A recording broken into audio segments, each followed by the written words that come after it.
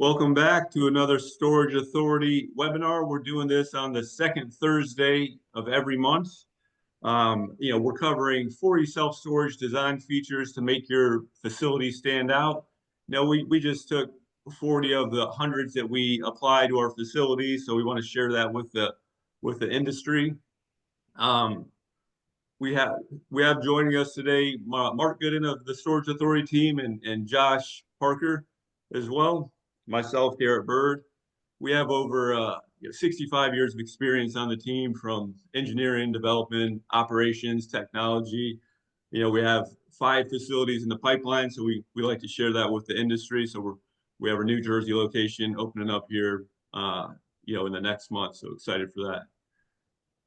So we get rolling here.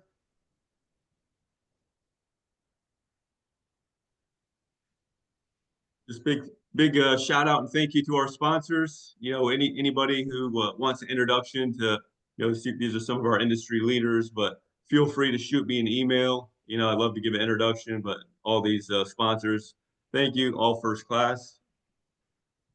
And Josh, we'll go ahead and just jump right into it. We got a lot to cover.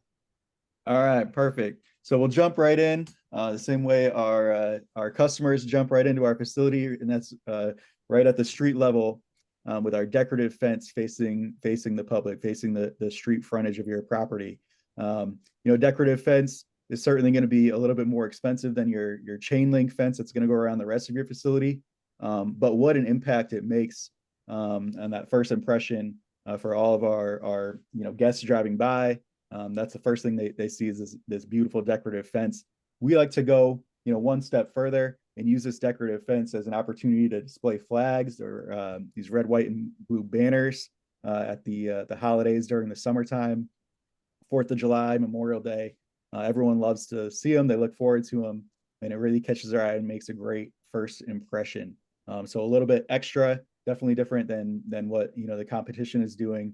But it's that first impression that really counts.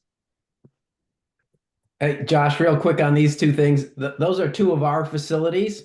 And when you do a decorative fence, you do have to specify because you do not want aluminum fence. And that's, if there's no specification, that's what you'll end up with. An aluminum fence, you can put a little crowbar in there and open it right up, no problem. You want steel fence. So you want, not only do you want steel fence, there's 1,000 different designs. So you need to pick the design, and we've got a very decorative one here at both of these Storage Authority facilities. And you especially don't want to use aluminum if you're anywhere near the ocean. Just don't, because you'll see the rot within the first 5 years. Back to you, Josh. Yeah, and that's a great point on that specificity. That goes for all of the design features we're going to talk about today. You've got to specify all of the details. You can't leave these little details up to your designer or the contractor. They'll get them wrong, and you'll get the wrong product. You'll get that aluminum fence that you don't want if you don't specify. All right, access control. I love this. Access control is Open Tech Alliance that we're featuring here. They've got those bright yellow boxes. And one of the things that I love about a high quality access control system like this is that it does provide the hands-free access that people love. Sometimes, especially if they're pulling in with a great big, RV or moving truck, it can be hard to get close to the bollards and the keypad and have to reach out. And so the Open Tech Alliance Insomnia system here uses a hands-free app called Storage Genie. It's a great marketing tool. They install the app on their phone, and when they pull up to the facility, the gate just opens automatically. The little screen says their name, welcome Josh, and the gate opens up right for them. And same thing for the climate control access doors to those hallways. The same keypads will welcome them with their name, which is just an awesome little feature. It's a little bonus, but it makes a great impression, and it's a great marketing tool. The Storage Genie just released a new feature last week that I love, where it sends them upon rental an email and a text with a one-time sign-in link. So setting it up is super easy. They don't have to enter in their information. That link pulls automatically from the software with all the information pre-filled out for them. So it really can't be easier. And it's just what a great feature to set yourself apart. It just works and it's easy. I always like to say on this one, Josh, it's better than a garage door opener. As your customer gets closer, the gates just open automatically, just geo-fence. It's great. Yeah, it's absolutely a beautiful system, and it works well. And like I said, it can't be easier. And it's better than any other system I've used. 50-foot flagpole. I love this. Anyone can put a flag outside of their facility, but not anyone is, going to put a 50-foot flagpole. What a statement it makes. It gives you that feeling, right away that these people care. They care about the community. They care about, their facility. It really does set you apart. I love this car dealership in Sarasota. I visit Sarasota every couple of years. In all my visits to Sarasota, I've been to one car dealership. It was not this one, but the one I visited, I can't even tell you where it is. I don't remember. It's not this one. Okay, this dealership I've never been to, but I know exactly where it is in town. And every time I'm in town, I look forward to seeing it. When you come around that curve, long before you see the cars in the lot, you see this flag just standing out tall above everything else, all the other buildings in the area. You see this flag first. I know exactly where it is. And that's the impression that a flagpole can make for your facility. Long before people pull up and see your buildings, they're going to see this flag. They're going to recognize it. They're going to know exactly where it is. And in 3 years, when they need a storage unit, they're going to know where you're located just because they know this flag. So set yourself apart. Don't just put one of those cheesy little dinky flags out there. 50-foot flagpole, huge impact. One-time spin, landmark forever. It's awesome. The free car vac, awesome convenience. We get a lot of people in self-storage that are storing their classic vehicles, and they want to take that extra minute and vacuum them out. So having the convenience of the vacuum is awesome. But take it one step further. A lot of these design things, it's all about taking it that one step further. We put a bowl of quarters there on our counter. We put a little sign on the thing, hey, come on in the office for free quarters. And they do. And, people, it's funny when we're in the office, people say, oh, don't people just steal your quarters? And no, we might lose a buck here or there, but, most of the people grab their quarters and they vacuum it out and they love it. And on top of that, they write reviews about it. And so they go onto Google and they put that review right on there. Oh, awesome convenience for, free vacuum. Love it. People really do love it. They appreciate it and they keep coming back. And so, what you'll find is even long after their customers, they're still coming back and using that free vacuum. And that's, why not? So take everything you do, take it that one step further.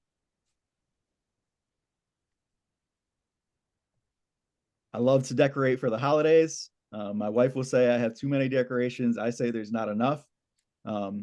Decorate your windows. It's awesome to put those lights in there, but make it easy and make it convenient when you're doing your electrical design. Have outlets up top right by those windows so that you have a place to plug those lights and you don't have to run extension cords. It's these little details that they'll get overlooked. You'll end up with these windows and you'll want to go to hang your lights and you won't have a place to plug them in. But thinking ahead, thinking marketing from day one in your design, you'll have the outlets where you need them. You can decorate the office, decorate those windows, and go big. Be the talk of the town. Be the place that people look forward to your decorations every year, and change it up year after year. What are you going to do different? What decorations can you buy this year that you didn't have last year? Maybe it's some big inflatable or a projector or who knows what. But go big, make a statement, but be thinking ahead from day one. Where are you going to put those outlets so that you can do all those big, impactful things?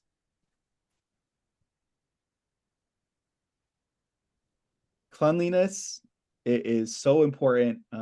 Cleanliness is going to make you more money. It just is. And so one way to make sure that is easy and convenient for your manager to keep the place clean is by having hose spigots in convenient locations, so that they're not having to drag, a 200-foot hose, all the way around the property. And so one thing we do in our facilities is we have one on the building, but we also put one in the 10 by 10 or 10 by 20 manager unit outside.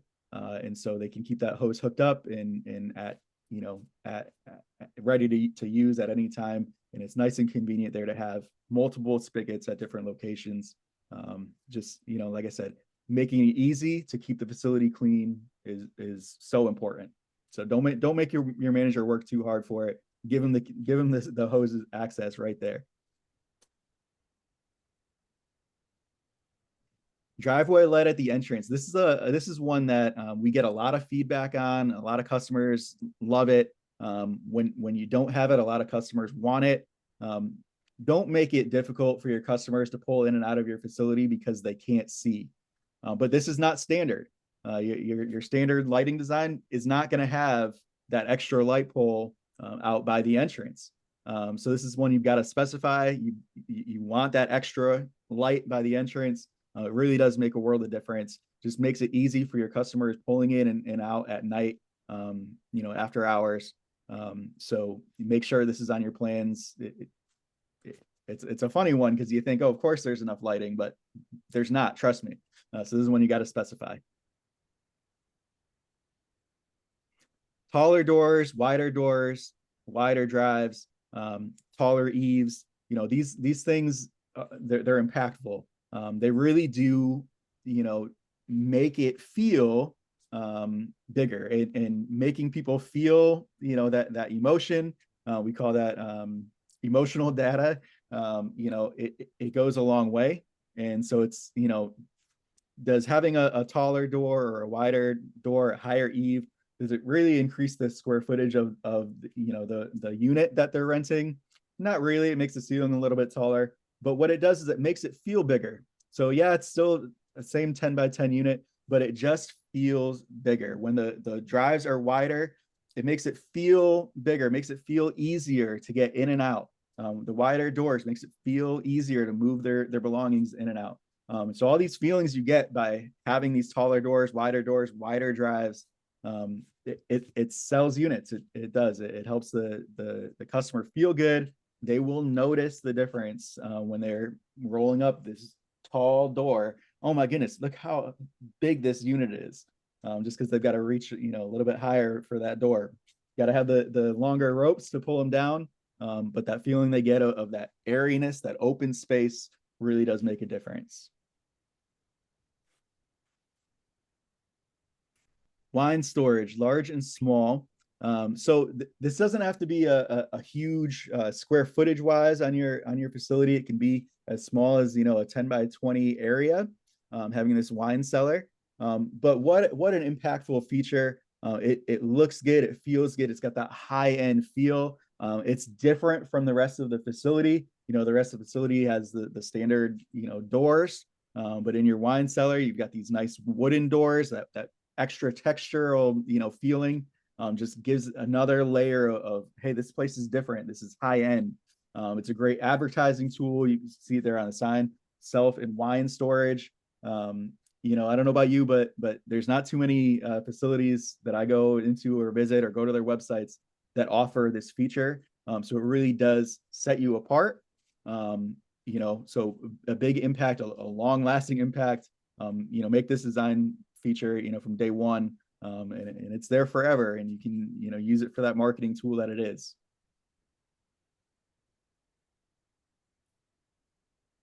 AI enhanced operations starts with your smart security system. So, there are a ton of options for security systems. And some of them are very, basic, but some of them are very advanced. And so, depending on the area that you're in, using these advanced AI smart security systems, they've got alarms, they've got speakers that can actually speak to folks that may be on your property after hours or something like that. But this takes a lot of the work out of it, because they're monitored by AI. They track patterns. They can detect when there's unusual activity. And again, what a great marketing tool this is, where you can say and give people that confidence of, hey, we don't just have a security system here. We've got an AI monitored system that can actually detect activity and contact the police and talk about those speaker horns that will blast out, hey, get off the property or whatever it says. But it's another opportunity to don't just be basic, but take it to that next level. This is the future, and you can be riding that wave early on of being that extra level, that extra confidence for your customers. Awesome, Josh. Thanks for hitting those first 10 design features. I'll jump in and cover these next 10. And just before I share these next 10, the whole focus is, our mindset is Ritz-Carlton and hometown self-storage. So all these, design features that we put a lot of thought into for the customer, for the community, for the owners, it's just to increase the bottom right and set yourself apart. So think about it as incremental deposits of, all these little design features. They add up, you get a couple hundred into them, and it makes a huge difference how you can be a price leader and be that hometown self-storage. Getting into feature 11 here, digital reader sign. This was our Mulberry location, but you have the opportunity for dynamic marketing, visibility, another one of those landmarks that we like to really accomplish, professional image, cost-effective marketing. It just sets yourself apart where you can have real-time promotions or whatever's going on in the community, whether it's a shout out to Teacher of the Year or a nearby high school, you can throw that right up on your reader board. And going back to that hometown self-storage, your drive-by traffic's looking forward to hitting your reader board and what you're sharing with the community. Individual unit alarms, this is tenant peace of mind. This you can increase your revenue. You appeal to the customers that want this smart technology. I mean, they can literally get a text on their phone if somebody opens their door, if there's movement in their unit. So security is one of the top 6 on the list. Convenience will always be the #1 driver, but security is right up there with lighting and technology as well. So having that extra feature, really appeals to the customers that want that. So if they want come in and maybe they don't want the premium unit, they want the elite, and they're willing to pay for that. So it's another opportunity for your facility to raise a little more revenue as well. Lush landscaping and lighting on the trees. I mean, this is your first impression with your community. So you spend a little extra on that landscaping. Make sure you're lighting at night. You have lights on all your trees, whether palms or whatever it may be. But this is our location in Coventry, and they get so many compliments on how beautiful their landscaping is. And I guarantee you, there's a majority of customers that are going to make a decision when I need storage. That's where I'm going to store. If they care that much about their landscaping, I'm definitely going to store my belongings there. So spend a little extra on the landscaping. It's your hello to the community. It's the first impression to all your drive-by traffic, but extremely important, not to cut corners when it comes to your landscaping. Regular, premium, and elite unit mix. I mean, this is where you can really incrementally make those gains on the revenue. Obviously your elite units are going to have the power. They're going to have the alarms, and your premiums are going to be location specific to your customers, so near the door or gate, so they can come in. And then obviously if you're price conscious customers, they don't mind, and they want to save a little buck, they can they'll go in the back and take the regular unit. But you have these options, and it gives you the ability to capture more revenue. So you definitely, and it starts with the design, how you design your facility. You have to have that thought process going in when you're doing your layout. Hey, Garrett, back to that one quickly. you really do have to think about this in design so that you have a mixed amount of units, standard and premium. So you didn't put all your 10 by 20s in the back buildings. So you have to think about that. In this case here, the standard units to the premium units, it wasn't only distance, but in the premium units, you had an overhang over each door. In the premium, in the first half of the site, when you open the door, you could literally, instead of just being 5 feet, it had another 5 feet. So there was a square there where you could put your belongings before you haul them down the corridor.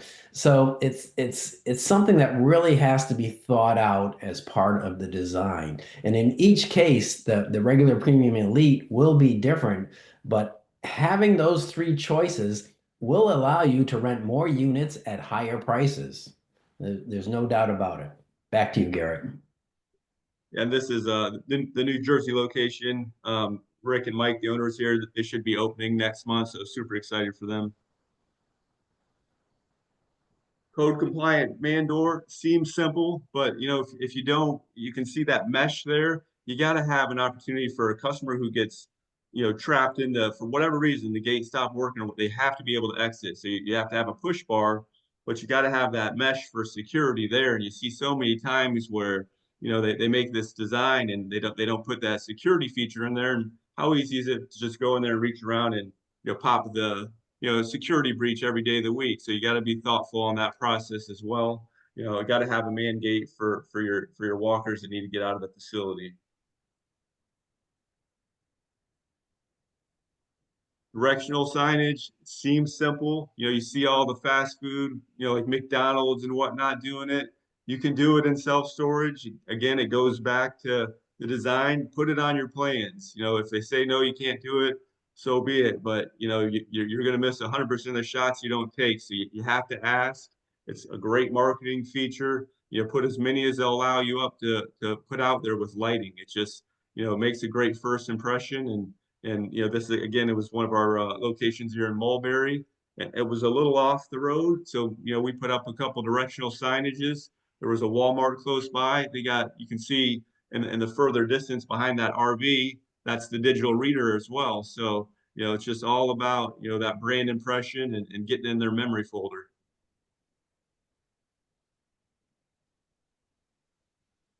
A manager's unit, 10 by 20 with power and lights, seems like, yeah, of course, why wouldn't you have that? It gets overlooked so many times. This is our Storage Authority Mansfield location. You have an opportunity, you need those outlets to charge all your, from your drills, your blowers and whatnot. You need the lighting so they can work efficiently. If you just have a regular 10 by 20 and then they got to go out to the hallways to use the electric and you see chargers as you're doing a facility tour, it just, makes a terrible first impression. So again, it's something that seems simple, but if you don't set that up, to have a couple outlets, have some good lighting in that 10 by 20 where it makes them happier. They're going to work more efficiently and they can cover, much more ground having that unit right there by the office. Faux doors, on the road. I mean, again, it just goes back to marketing. This is our New Jersey location. This was in Millstone, and you can see it's not actual doors like our Mulberry to the right there, but this is what the township allowed us to do. So we had to work within the parameters, but it still gave us that opportunity to advertise that we're self-storage, but we also wanted to comply and be a good neighbor to the community, and that's what they wanted. Over to the right, the Mulberry location, the whole row there had faux doors, just the scream, marketing, marketing, marketing, self-storage. When you need it, we're here for you. You see that beautiful flag that Josh mentioned in one of the first slides, nice landmark where, that customers can get their bearings by.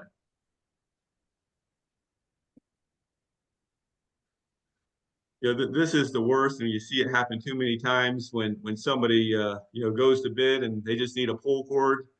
If you don't have it specific on what pull cord you're looking for, you get this bush league cord to the left. It's a little rope, and it wasn't specific in the construction contract. They gave you what you asked for, and just for a few bucks more, you get this professional pull cord where you roll that door up. Again, first impression compared to rolling this shoelace door up to the left. It's those little things that again, when I mentioned the incremental deposits, every step that when you're giving that facility tour and you roll that door up, you don't want this little rinky-dink shoelace dangling from your door. You want this professional pull cord for anybody who needs it.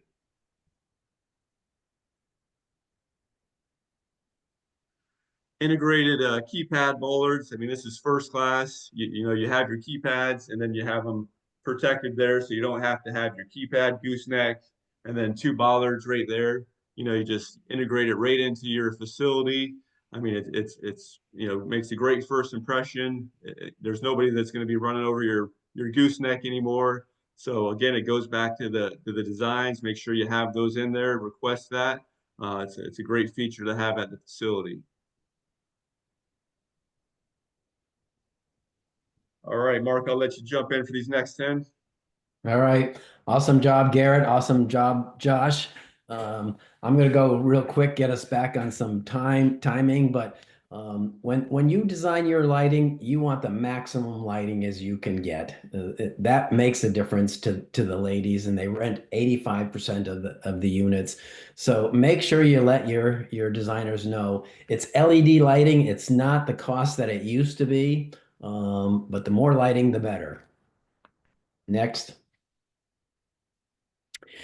You want to have a variety of sizes because that's going to make you more money. It's going to help you rent up faster. To the left, you can see my wife, GP. She's standing in 5x5x4 stacked lockers. We don't put a million of those in, but they're the highest rent per square foot, well over $2 a square foot, close to $3 a square foot.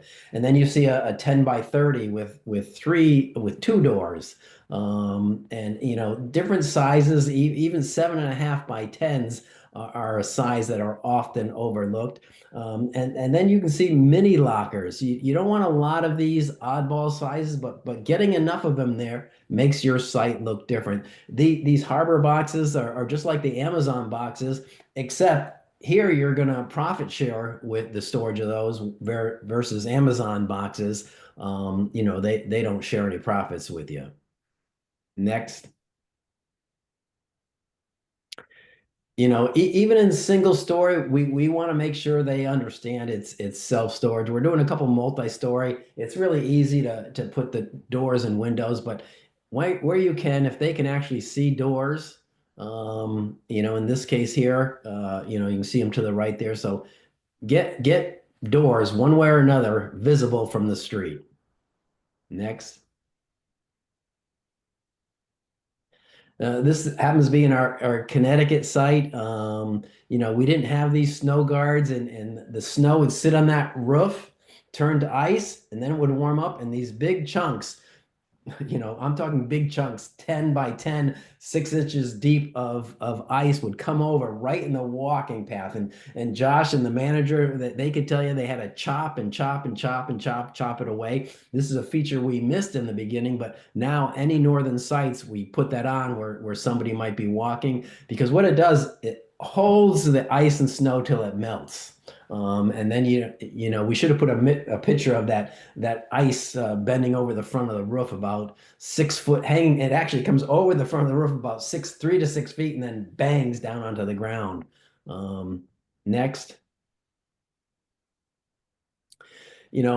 Diamond plate, at my units, I just ordered diamond plate. It was just delivered, and I've been there a long time, and all the corners where hallways came together, they're always nicked by the carts.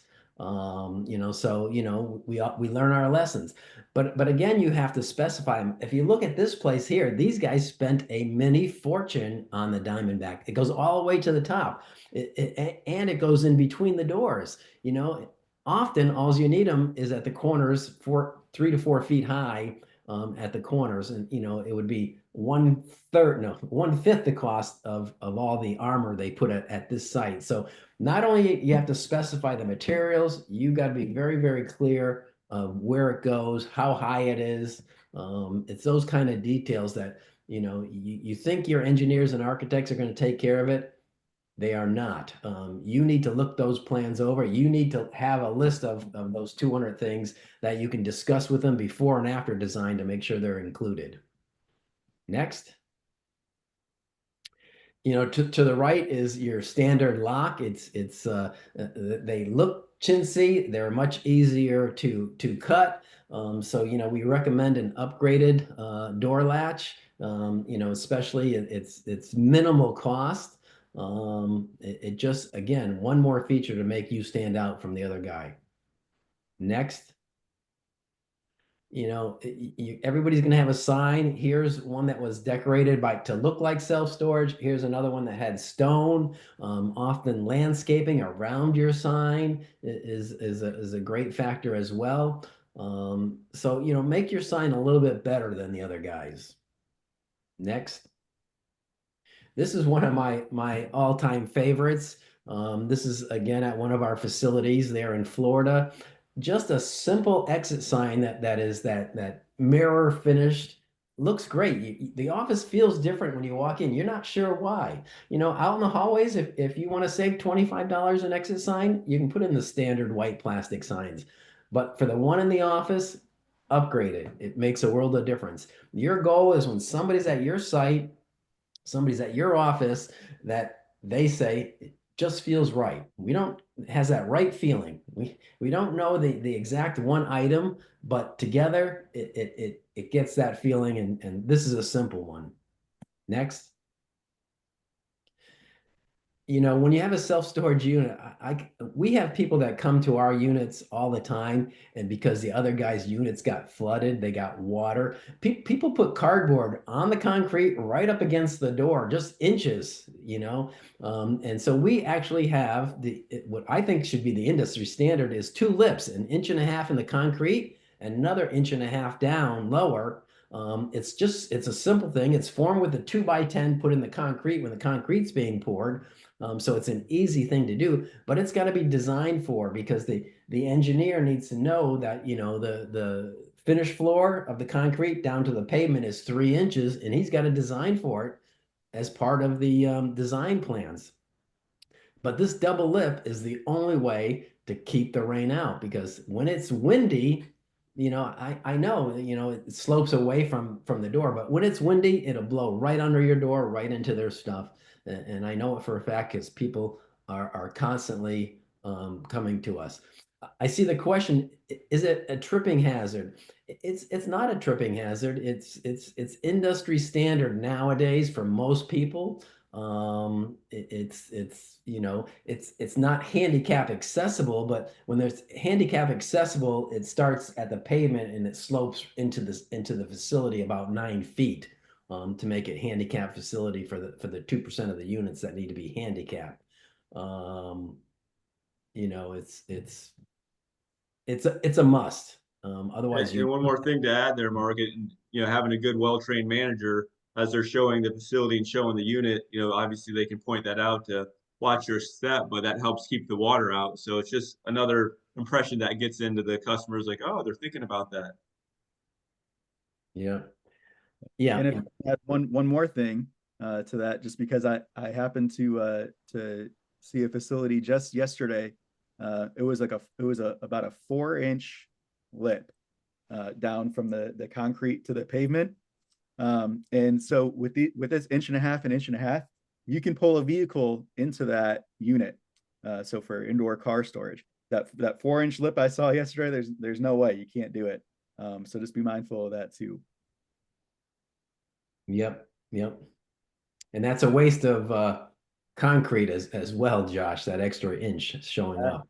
Yep. Absolutely. Yep. Next. There's all kinds of ways to make your office much nicer than the average office. It can be the flooring, it can be decorative walls, it can be decorative options, signage, the countertops now, should be granite or some kind of hard structure. You don't have that much countertop, although this one in Mulberry had quite a bit. So it's one more thing you look in there that people care. It's not a concrete looking dungeon that you might see at many older facilities. Next.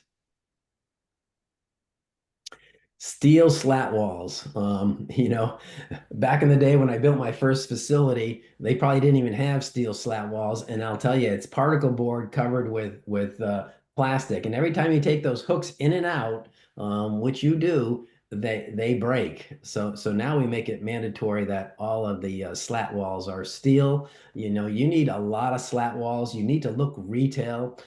This one on the far left is, again, it's my wife GP. There they actually put a wood frame around it to make it look more decorative. So little features that you've got to make your list. In fact, email Garrett, or Garrett's got your email, he'll send this out. I mean, you can send this to your designer and say, hey, I want you to do these in my project. But you got to get some ideas to your designers at the onset. Next. And real quick, Mitchell had a question about cleaning the hallways. And Mark, I know for the Connecticut locations, it was a inside self-storage ago. You purchased some pretty nice equipment to get those hallways efficiently cleaned. I think what they ran you about $2,000 a piece or so. And I think it was even less than that. It was these sweepers, and I think it was about $1,200. And they do a great job going down the center of the aisle. And Josh, we also bought handheld vacuums where you don't have to bend over, and they're battery packed. So what you see is at the corner of the doors is cobwebs. So maybe once a week, once a month, whenever it's necessary, they go down, and it's a handheld vacuum that they suck up the bugs in the dirt at the corner. So it's a combination of those things. And then every once in a while we do the old fashioned, just going down with a mop. If you've got a very large, let's say a 60 or an 80,000 square foot building that's all climate control, then you got to buy a machine that costs $2,000 or $3,000 that you kind of ride on the back like a lawnmower, and it'll go down and clean the floors with water. But when you've got several buildings and some are climate cold, getting that machinery in and out of the doors and things, it's not always worthwhile. So it's in options depending on the size of your unit, of your facility and buildings. You know, lots of windows. I mean, here's one of the first facilities that we did. This happens to be in Houston, Texas. That's Ed over there. This is probably one of the smallest areas of glass that we have in our facilities. But we want the manager to see out and see what's happening. The manager should be able to see when people are at the gate, when people are parking. I mean, our managers are instructed to open the door for every single prospect. And if the office counter and the glass and the parking are not coordinated that way, it's hard for them to see that's happening. So making sure that view from the desk out to the parking lot is significant. And you see the two gray areas below the windows. It's not in this picture, but that's where Ed planted an annual perennial flower garden. So it just turned out awesome. When you do flower gardens near your entrance. Next. You want to jump in, Josh, and knock out these next couple? I went past my limit. I was going so fast. Go ahead, Josh. No problem. No problem. Yeah, so this is that top picture there is the office in Texas, in Houston, Texas. And he's got the two screens there. You can see them, nice big monitors. People can see as soon as they walk into that office, they see these monitors. They can see themselves on one of them because one of the screens shows all of the cameras and the other screen shows the camera of the office. So they can see right away, hey, I'm on camera. This place cares about security. They know instantly without you having to say it. They can see it. In addition, now we are adding a third screen. So even more impressive, right? The two screens was impressive, but now we're adding a third screen to be even better. And this third screen is all about marketing. So the third screen, it streams from the cloud slideshow with all the different features of the site. If there's any kind of specials or anything like that going on. And it's got fantastic high quality pictures and high quality graphics. So those three screens, they just scream at you as soon as you walk up to that desk, walk into that office. it makes a big impact. Built-in refreshment bar, probably my favorite place to visit in any office. Free candy, free coffee. I'm all about the free coffee. I love it, and customers love it too. We don't skimp out here. High quality cabinetry. These aren't particle board cabinets. These are real cabinets. These no Formica on this countertop. This is a real high quality quartz or stone countertop.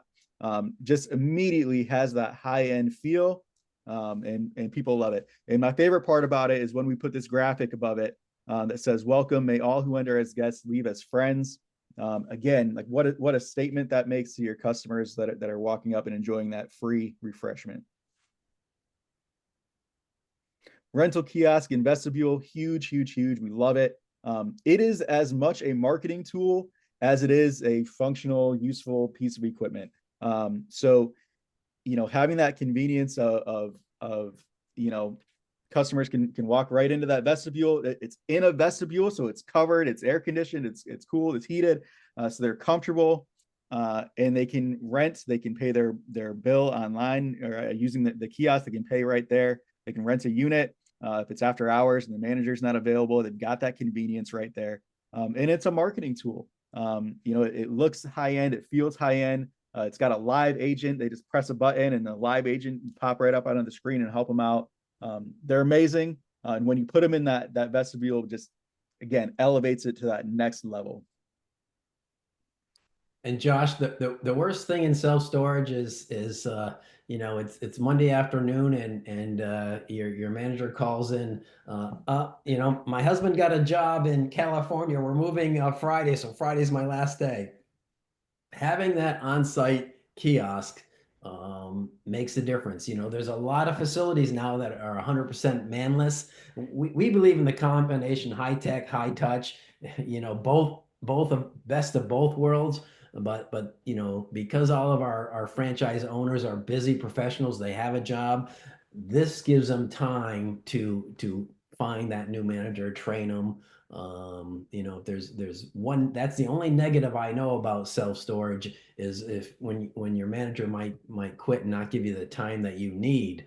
So this is one of the several ways that we make that process easier. All right, jumping back in here, real quick, and obviously we covered a lot of features, but now we're getting into some of the office features. But the sooner you accept, maybe getting into self-storage or self-storage owner, that we were truly in the hospitality business, the sooner you're going to be able to be a price leader, the sooner you're going to be able to charge premium rates. So, you keep thinking that retail, how do I take care of the customer? How do I treat every customer like $1 million? And that's what all these features are about. Going into the upgraded office floor, that's our Connecticut location there. You can see the Berber carpet. Anytime there's snow, you're not tracking all that snow into the office. A simple Berber carpet right there when you walk in. Mulberry location, it's just an epoxy swirl. We've gotten so many compliments on that office, and that's what we're always talking about, making that first impression is going to make a world of difference. Hey, Garrett, can I just mention something about that Berber carpeting? Absolutely. Because that's something that it is just a really nice touch, and people don't realize it. That's not just a welcome mat.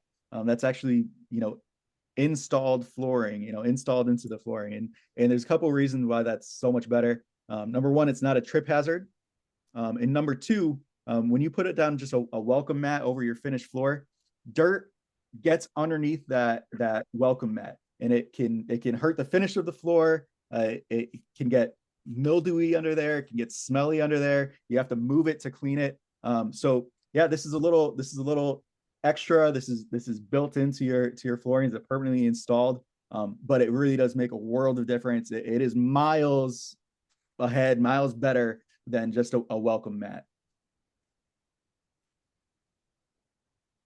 All right, extra clean restroom with signage, and that signage is not only for the customer, it's also for the manager to remember. We got to be first class when it comes to the restrooms. I mean, how many times have you heard a customer come out oh, that's a terrible restroom in there, and McDonald's really carved out a good first impression in their fast food space just by having a super clean restroom, making sure they're always checking on that. So, it's important. Seems simple, just having that little signage up there, but you really got to go the extra mile. Nobody wants to walk into a terrible looking restroom. In your office, having a 10 by 20 show unit. I mean, it's first class. It's talk about efficiency. The manager no more locking the door and taking them out back for 15 minutes. The customer can make a good quick decision just walking in, and you have it professionally taped out, your 10 by 15s and 10 by 10s, but they get a real good feel. And we always have show units right on the other side of the office as well. So if they really want to get in there and see what an actual 10 by 15 or 5 by 10 may look like, we can take them right outside the office door. But it's just all about efficiency, having that lounge seating there. There's always that opportunity where the customer is going to have their movers show up. So they need an hour or two to kill, so having that nice lounge area there where they can, sit down, relax, give them a bottle of water or a coffee, little things like that, retail hospitality. Office large enough for 4 box displays. You got to have a large office. There's been so many shops that I've done where it's just this dingy, dark office, and you almost don't feel comfortable being there. So yeah, you give up a little of your square footage to have that 1,000 square foot office, or a little bit bigger, but then you can put all your boxes and merchandise out there. It feels a little more comfortable. So now you have a lounge area, you have your area for your coffee and beverage bar as well. So it makes a big difference having that large office. Upgraded countertops, again, you spend it once and it's a lifetime return. It's a great first impression for a customer to walk up, and it's not, just for mica that they're resting their elbows on. They see you spent a little bit more money on the countertops. They see how first class your whole presentation is, but it just goes a long way in making that first impression. And as you can see, it gets repetitive, but that's what it's all about. Going the extra mile early on and putting a lot of thought into being customer centric. How am I going to be a price leader? How am I going to be able to be in the hospitality business? So you got to get out of the self-storage mindset. Wi-Fi in the office, we have that lounge area, nothing better than, having that extra free Wi-Fi as well. So customers come in, they don't have to worry about, and a lot of them have data plans or whatnot now, but it's just kids might be on iPads, or maybe they don't have a data plan. You can tap right into your Wi-Fi. Obviously, with the way technology is going, it used to be it's strictly in the office or close to the office, but spend a little extra bucks, and then you can really have it throughout the whole facility as well. And we're getting there, as technology evolves, but you got to have it in the office. It just, again, it's another retail hospitality thing. They sit down, grab a soda or a cup of coffee, tap into the guest Wi-Fi, and we're making customers for life. So if you want to make that first impression, it's little things like that that add up. Yeah, and if I could add to that just real quick on that Wi-Fi, a lot of these newer technology systems and stuff that are going in, some of them require Wi-Fi. And so it's a great way to add some premium or elite features to units by having some of the smart technology that uses that Wi-Fi. And so maybe you can't do the whole site, but maybe you do just that first building. And then those are just added features you can add to those elite features by having that access and availability to Wi-Fi. Good point there, Josh. All right, Mark, you want to close us out here on these facilities here? When we do our feasibility studies, the first thing we tell everybody is you can't just use the standard data that you get from the apps and programs out there. The emotional data is you got to go out and visit it. Now, obviously there is a lot of sites like this that don't have to be counted as your competition. But I'll tell you what, even brand new sites, they're just missing a lot of the basics. if you have a set of plans, set of architectural plans, a set of civil plans, the best thing you can do if you're not an architect and you're not a self-storage civil engineer is have a peer review.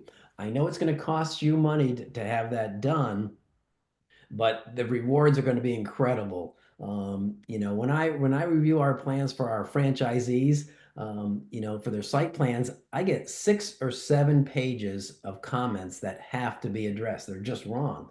And for the architectural plans, I'm not an architect, but I still get 3 or 4 pages of things that I see them commonly doing wrong. So you might have paid $2,000 or $3,000 for a peer review, but often it saves you 10, 20, 30, 50, even $100,000 in mistakes or things missing off. So you've got to have detailed specifications. Even your gate, you've got a nice, beautiful, brand new gate. Everything looks great, except when the power goes off, it doesn't work. That's what you're going to get, unless it's in the specifications that say, the gate shall be battery backed up. You have to realize that civil engineering plans, site plans, and architectural plans are not construction plans. Those are plans for approval. You need specifications to go with those plans. Otherwise, you are going to get less than perfect quality. And some things you will simply, they won't even consider them part of their work if it's not in the contract. So that's why you need specifications that outline, not only the specs, but what's the contractor is responsible for, because he's going to say he's not responsible for your phone. He's not responsible for your internet. He's not responsible for your signage. He's not responsible for your access control, your low voltage. So there's a lot to be determined. We love it when these guys are our competition, and we love most competition because it gets us more clients. Their advertising, if they do any, brings them to us because of these features. So we'll leave it at that and bring it to questions and answers, I think, right, Garrett? Yeah, and real quick, this is a good segue for, our next webinar is going to be the second Thursday in June, which is the 12th. And we're going to be covering feasibility studies, both yours and third-party experts. And honestly, looking at these two sites, and if you're just looking at the digital landscape of your supply in your area, they're gobbling up that data. But this is not true competition. So, this is one of the few things, or many things I should say, we'll cover next month. But this isn't real supply, even though they're taking up that digital space on when you're looking at, say, store track or radius.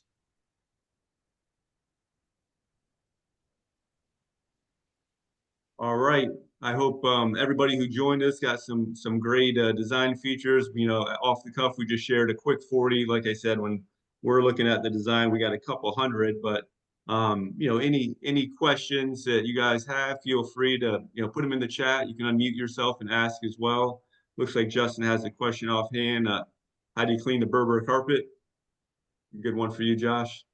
Yeah, it actually cleans really well. It's high traffic carpet, so it's rated really well. It gets vacuumed every day, and then as needed, it gets spot cleaned. It can be steam cleaned. If it needs like an annual deeper cleaning, it can be steam cleaned. Yeah, it cleans up great.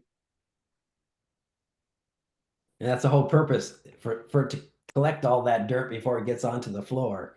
So it does a good job. If you have to clean it, that's a good sign. You needed it. Yep. One thing that I know our manager does with the Berber carpet too is she's very detail oriented, which I love. But there's a little rubber strip around the carpeting, and she goes and cleans that about once a week, and she just uses a little just a little sponge, goes around and cleans up that little edge, and it cleans up so great. It looks amazing. Before we close out, if there's no questions, I have a question. Has anybody seen design features that they really think are important or they're going to put to their facility that we didn't talk talk about here that maybe the rest of the group might enjoy hearing about. Um, you know, there's a lot of different things you can certainly put on for your design features. Um, and one is gutters, when to put them, when not to put them. You know, sometimes I see roofs pitched towards the street with gutters, and especially in New England where the snow piles and going to tear those gutters off. The buildings could have been pitched the other way, with or without gutters, to keep that water that turns to ice away from the driveway. So there's a lot of things. Um, Yeah, it looks like we had a question come in from Jose. He said, why have a kiosk if there's so much online payment going on now? Isn't it a bit old fashioned? And I'll quickly, and you guys can add to it too. You know, our owners, Jose, they're busy professionals. They don't have time to come man the facility. So it's really their virtual employee. So if somebody walks in, or say that manager had an issue that day and couldn't make it, they can literally just walk into the vestibule, still talk to that live agent, so they feel that, you know, customer centric feeling to where they're talking to somebody, and they can guide them right through the whole rental. Of course, you're going to still be able to rent online. They can go sit in their car and rent in the on the mobile phone, or over the phone too. You know, we're big on renting right over the phone as well. But the whole goal is meet the customer on the platform they want to do business. And if they want to come into the facility and rent on the kiosk, let them. You know, it's a one-time spend, but it's a huge marketing feature, and then it's also a backup to the customer who normally you're running skeleton staff, one manager at a time. So if that manager can't make it and your backup manager doesn't make it in, you're still covered. You're still renting units right there on the kiosk. Yeah, and I would say it's far from old fashioned, because you know there's actually companies out there that's all they do, 100% manless, and they rent with a kiosk. Even though you can, you know, have a barcode and they can do it on the phone, it's much easier and more formal to do it at that kiosk. So again, we want to have the best of both worlds. You know, our facilities often close at 5:30, and people, you know, get there at 5:35 because they wanted to make a payment. They can. I understand that, you know, you can do that on your phone, you can do it on your computer, but there's some people that just want to deliver it to you. And some people, there's still people that pay cash, and there's still people that pay via check. And there's just a lot of opportunities with a kiosk. It's not that expensive. The new kiosks are like $14,000. And just as a marketing tool, even for the people that don't use them, see it, and they know your facility is one step ahead of the competition. So, you know, you don't have to rent too many units on that kiosk. You know, if every unit that you rent is worth about $2,000, you know, you don't have to rent too many units over a lifetime to pay for that kiosk. Yeah, and actually, Mark, there's a variety of models, but they actually start at about $9,000, and they're fully functional. Great units, great looking units. They've increased the screen size. There's units with ambient lighting on them. They're very impressive looking units, and they really deliver a lot of features. And there's a bunch of different models for different facilities needs that offer different features, like selling locks, whether or not it has offers a printed receipt. It can scan IDs. So yeah, they're pretty impressive. Looks like Kyle shared a feature. So he says, we've incorporated snow melt into the loading and unloading areas in climates that see ice. It can get a little pricey, but it does protect against falls. That's a good one, Kyle. Yeah, and what you'll find is when you have a small pitch roof, it sits on the roof. You know, we only had a peaked roof near the office, so we only had to do it for a little distance. But that's another feature that you have to incorporate in your civil design is where does that snow go? I mean, like when you have chain link fence, how often do I see chain link fence 5 feet off the pavement in snow country? I guarantee that snow will be over that fence, and when that snow turns into ice, it will actually damage significantly that you have to call in the experts to repair your fence. If there's going to be snow plowed towards a fence, it needs to be 15 feet off the driveway. So a very good point. Yep. We got another question. You mentioned you prefer having a demo unit in the office that allows the manager to show customers without leaving the office. Do you not find that the manager walking the customer around the facility, they can show more of the features, security, highlight the premium aspects, and also more time to build rapport with the customer? Yeah, Yeah. I'll take that one. Everybody wants to answer that one because Go ahead, Mark. Go ahead, Mark. it's We're just all the jumping. opposite. It's just the opposite. You heard us say earlier, our managers have to open the door. Our managers have to open the door. If our manager's sitting behind the counter because they didn't see him or they're working on something, they've got to stand up. So you have to have these procedures in place.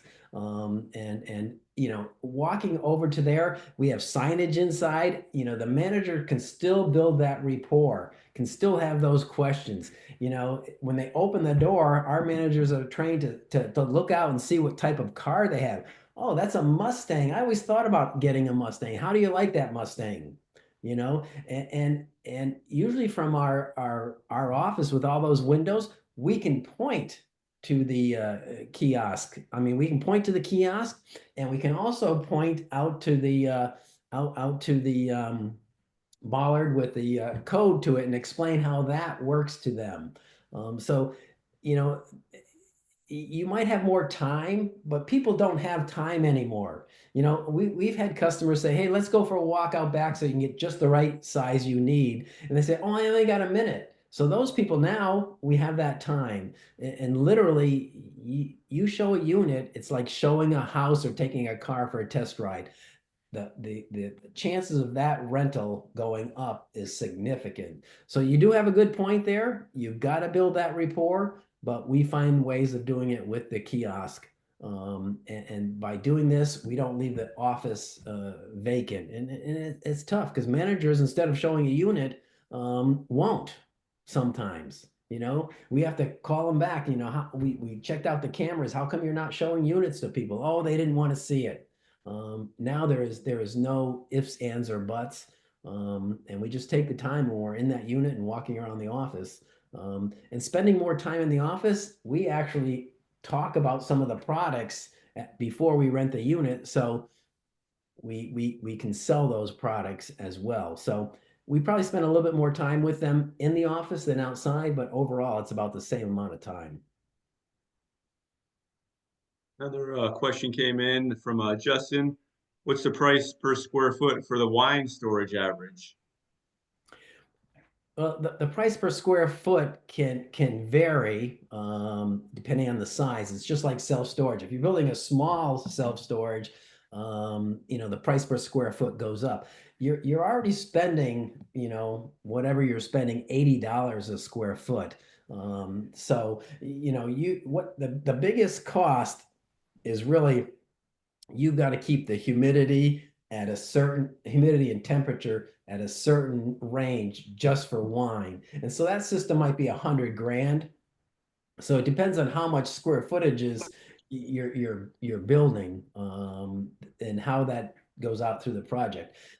The key to wine storage is population. You know, you need a large population. You to fill that up, it takes marketing with the wine companies. But if you're into marketing and you have a population of 50,000 people in your 3 to 4 mile range, it's worth checking out.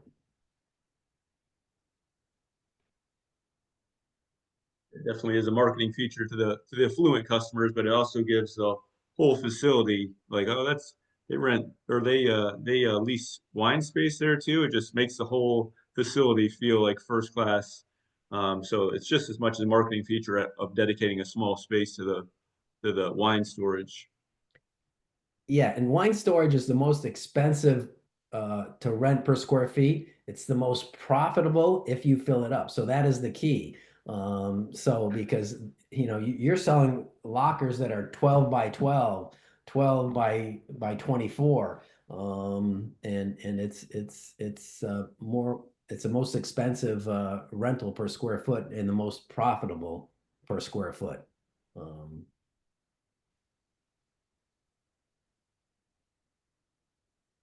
Yeah, just one quick thing. when you're thinking about wine storage, one of the best things is to find some companies, even if it's a hour away from where you are, and visit them, see how full they are, what they had to do to get it full. You know, we have a couple of them in Sarasota, Florida, that have wine storage, and they're doing well now. But the tough part, because these were large wine storage, the tough part was realizing that they don't fill up by themselves. You have to go out and market it to the community, because people don't realize you have it. And that's why on our sign, we actually put it on the sign, because these other ones, their signage you had no idea they had wine storage, you know, maybe if you looked online. So another design feature is all kinds of signage in the office, signage on your gate. Josh is doing the signage for one of our franchisees. You know, it's got 5 signs on the front of the gate, you know, the referral sign, the thank you sign. It's got a couple of signs on the back of the gate. So signage is branded signage, whatever your colors are, to make it you know, stand out is key. You know, you can't have enough signage inside and outside. You know, we don't say, you can't say, hey, we have a secure facility. That's against all advice you'd ever get from your attorney, because if somebody breaks in, you said it was secure and it wasn't. We let the customer make that judgment call in their mind. We put signs out, one in the office and one in the gate, smile for our cameras. You know, and it's our philosophy, and not everybody's, but our cameras are large cameras in cases, so everybody sees the cameras, so they're aware of them. You know, and whereas other people have them hidden. But we've never had any problem with damage, and so we like to have everybody be aware that there's cameras just by walking around. All right, any more questions? Any design questions, self-storage questions? Feel free to put them in the chat. Yep. Last thing, Garrett, you know, if you get a chance, go to our website, storageauthorityfranchise.com. Make sure you're subscribed there. You'll get our blog posts. You'll get our monthly newsletter. A lot of tips we share with the self-storage community that can be used by the community to make larger profits, better designs, better service. You know, those types of the things we're always talking about. Also, there on the screen, go ahead and shoot me an email if you want the, self-storage. Is it the right investment for you? You know, it's a great read if, if you're in the business, thinking about getting in the business, but feel free to shoot me an email. All of our contact information is there as well.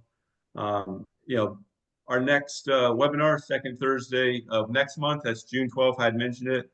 Feasibility studies, both yours and the third-party experts. So, how we require from our owners, we only want them to order one feasibility study. You know, they're expensive, $7,000 to $10,000. So there's a lot of legwork to be done before you order that third-party feasibility study. So be sure to tune into that. If you register for this one, you should be registered for that one as well. But definitely hope everybody got some great design tips here. We're always happy to share. You know, this is our self-storage community, so we enjoy sharing with our industry. Appreciate everyone joining. Peace out.